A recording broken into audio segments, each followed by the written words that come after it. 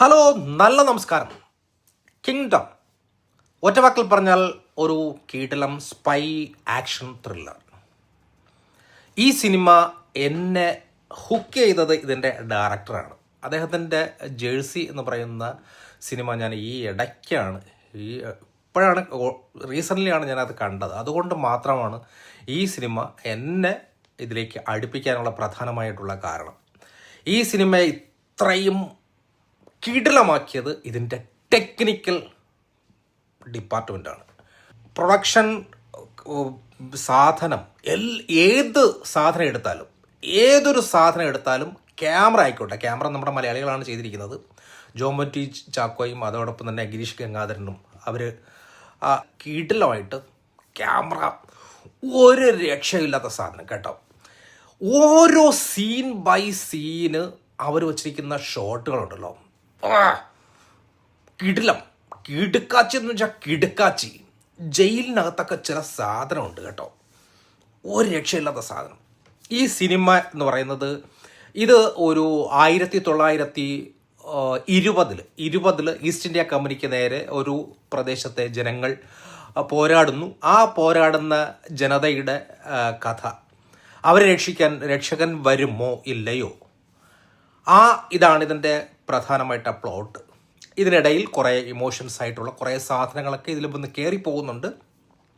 വളരെ ബെസ്റ്റായിട്ട് എനിക്ക് തോന്നി. കാരണം ഇങ്ങനെയുള്ള സിനിമകളൊക്കെ പെട്ടെന്ന് നമുക്ക് ദഹിക്കാതെ വരാനും ഫ്ലോപ്പാകാനും ഒക്കെ ഉള്ള സാധ്യതയുള്ള ഒരു സിനിമയെ നന്നായിട്ട് ഇമോഷൻ വർക്കൗട്ട് ചെയ്തുകൊണ്ട് ഈ സിനിമയെ നന്നായിട്ട് തന്നെ ഡെലിവറി ചെയ്തിട്ടുണ്ട്. അതുകൊണ്ടാണ് ഞാൻ പറഞ്ഞത്, ഇതിൻ്റെ ടെക്നിക്കൽ ഡിപ്പാർട്ട്മെൻറ്റ് എല്ലാം തന്നെ.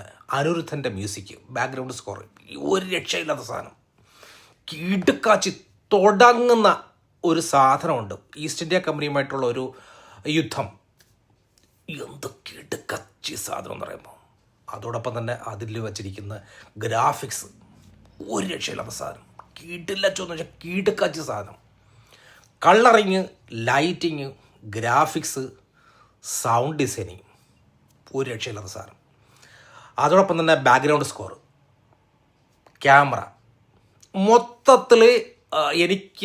മൊത്തത്തിൽ ടെക്നിക്കൽ ഡിപ്പാർട്ട്മെൻറ്റ് മൊത്തത്തിൽ എനിക്ക് ഭയങ്കരമായിട്ട് ഇഷ്ടപ്പെട്ടു. ആ ഒരു ഇഷ്ടം കൊണ്ട് തന്നെ ഈ സിനിമയെ നന്നായിട്ട് എനിക്ക് ആസ്വദിക്കാൻ പറ്റി. ഇനി പെർഫോമൻസിൻ്റെ കാര്യത്തിൽ വിജയ് ദേവർകൊണ്ട ഒരു കിടിലം. സാധാരണ ഒരു കോൺസ്റ്റബിൾ, അദ്ദേഹം ശ്രീലങ്കൻ ജയിലിലേക്ക് സ്പൈയുടെ ഒരു ഇതുമായിട്ട് എത്തുകയാണ്.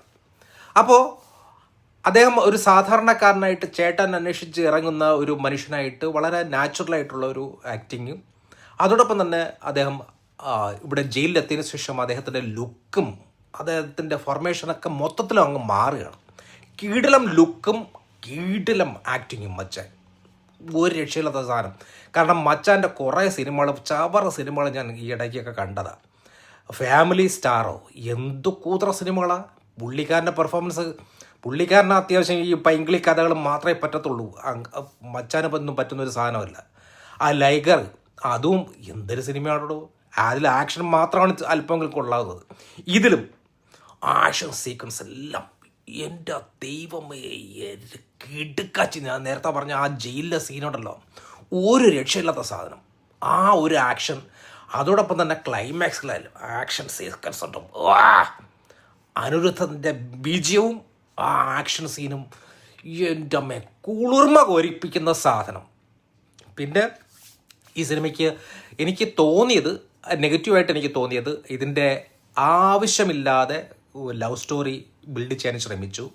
അതോടൊപ്പം തന്നെ ഇതിൽ സെക്കൻഡ് ഹാഫിൽ അല്പം ലാഗ് ചെറുതായിട്ട് എനിക്ക് ഫീൽ ചെയ്തു. ആ ലാഗ് പിന്നെ ഇതിൻ്റെ സിനിമയുടെ രണ്ടാം പാർട്ടിലേക്കുള്ള ഒരു ലീഡ് ഇടാൻ വേണ്ടിയുള്ള ഒരു ശ്രമത്തിൻ്റെ ഭാഗമായിട്ടുള്ള ലാഗ് ശരിക്കും ലാഗായിട്ട് തന്നെ ഫീൽ ചെയ്തു. മൊത്തത്തിൽ ഈ സിനിമ കിടുക്കാച്ച സാധനം. എനിക്ക് തോന്നുന്നു വിജയ് ദേവർകൊണ്ടയുടെ ഏറ്റവും ബെസ്റ്റ് ഇതായിരിക്കും, ഈ സിനിമയായിരിക്കും ഏറ്റവും ബെസ്റ്റ് എന്ന് എനിക്ക് തോന്നുന്നു. കാരണം ഈ സിനിമ മേക്ക് ചെയ്തിരിക്കുന്ന ഇതും, അതോടൊപ്പം തന്നെ ഒരുപാട് സിനിമകൾ, ഇപ്പോൾ രാജമൗലിയുടെ സിനിമ ആയിക്കോട്ടെ, KGF ആയിക്കോട്ടെ, അങ്ങനെയുള്ള എമ്പുരാൻ സിനിമ ആയിക്കോട്ടെ, അതിലേക്ക് പല സീനുകളും ഇതിൽ വന്ന് കയറുന്നുണ്ട്. ബാഹുബലിയിലെ ചില സീന്, ഇതിലൊരു ലാസ്റ്റിൽ ഒരു ഈസ്റ്റ് ഇന്ത്യ കമ്പനിയുടെ ഒരു വലിയൊരു കപ്പൽ, തടിക്കപ്പൽ വലിക്കുന്ന ഒരു സീനൊക്കെ ഉണ്ട്. അത് ശരിക്കും പറഞ്ഞു കഴിഞ്ഞാൽ രാജമൗലിയുടെ സീനുമായിട്ട് വളരെയധികം താരതമ്യമുള്ള ഒരു സീനാണ്.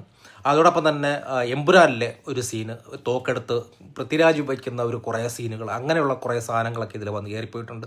അതോടൊപ്പം തന്നെ KGF കുറേ സാധനങ്ങൾ കയറി വന്നിട്ടുണ്ട്. അങ്ങനെ പല സീനുകളും പല സ്ഥലത്തു നിന്നൊക്കെ ചുരണ്ടിയതായിട്ട് നമുക്ക് ഫീൽ ചെയ്യുന്നുണ്ട്. പക്ഷേ ആ സീനുകളൊക്കെയും വളരെയധികം ഇമോഷണലി നമ്മളെ ഹുക്ക് ചെയ്യുന്ന രീതിയിലാണ് ആ സീനുകളൊക്കെ ഇതിൻ്റെ ക്രിയേറ്റ് ചെയ്ത് വെച്ചിരിക്കുന്നത്. അതുകൊണ്ട് തന്നെ അത് വളരെ ഗംഭീരമായിട്ട് എനിക്ക് ഫീൽ ചെയ്തിട്ടുണ്ട്.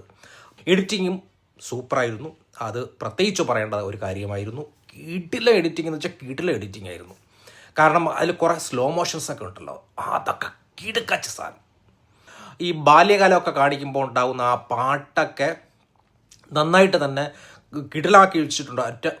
രണ്ട് പാട്ടെന്തുണ്ട്, 2 പാട്ടാണ് അതിൽ. നല്ല കിടിലം പാട്ട്, നല്ല ഇമോഷൻ ഹുക്ക് ചെയ്യുന്ന ആ അവരുടെ ബാല്യകാലം കാണിക്കുന്ന ആ പാട്ടൊക്കെ കിടിലമായിട്ടുണ്ട്.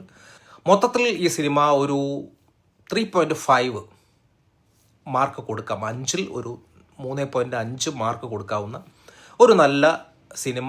വിജയ് ദേവരകൊണ്ടയുടെ ഏറ്റവും ബെസ്റ്റ് പെർഫോമൻസും ബെസ്റ്റ് സിനിമയും ഇത് തന്നെയായിരിക്കും. ഒരു തവണ പോയി തിയേറ്ററിൽ പോയി കാണാവുന്ന മോശമല്ലാത്ത കിടിലം ഒരു ത്രില്ലർ മൂവി ആയിട്ട് കിങ്ഡത്തെ നമുക്ക് വിലയിരുത്താം. Thank you.